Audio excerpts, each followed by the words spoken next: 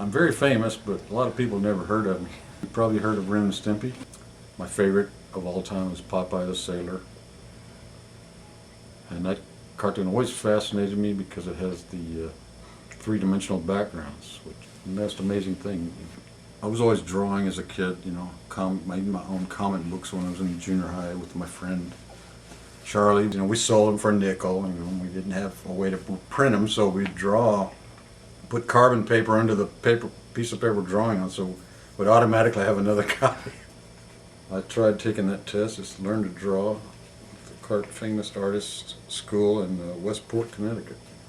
Never passed it. I kind of took the test and forgot about it because I was off into some other crap. I just wanted to play guitar and be a rock star. But then I went back into cartooning when I saw Fantasia. Got into drawing animation in Houston. So I learned how to run the animation camera, and how to paint cells and the whole thing, and do sound editing and stuff, which I've forgotten every bit of this. In '80, I moved out to LA to try to get work at Disney. And of course they turned me down because I was just too good for them. They looked at my stuff and said, this guy will kill us, Nobody can draw like this. He's going to make us look really bad. So I was so heartbroken. I just wanted to be a Disney animator. Kept going back, kept getting rejected. Finally went back to Houston and with my tail between my legs and crying, Daddy, Daddy, love me. My ex-wife, she didn't want to move to LA. I knew I had to move back to LA if I wanted to pursue this godforsaken career.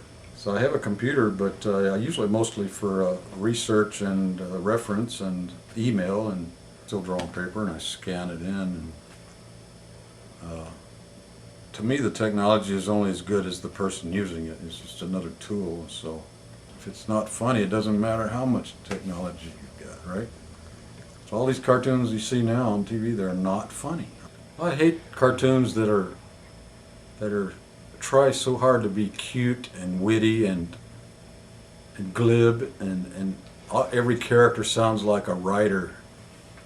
There's no personality. If you look at, say, a cartoon with Bugs Bunny and Elmer Fudd, they each had distinct personalities. The way they moved, the way they looked and talked, things they did described a true, distinct personality, and not just a bunch of one-liners that some network writers came up with, and just prove, aren't I clever? With the exception of some Pixar movies, they're not as generic. They're more true cartoons. So we're trying to bring back cartoons that have, George Licker has a personality. Ren and Stimpy had personalities.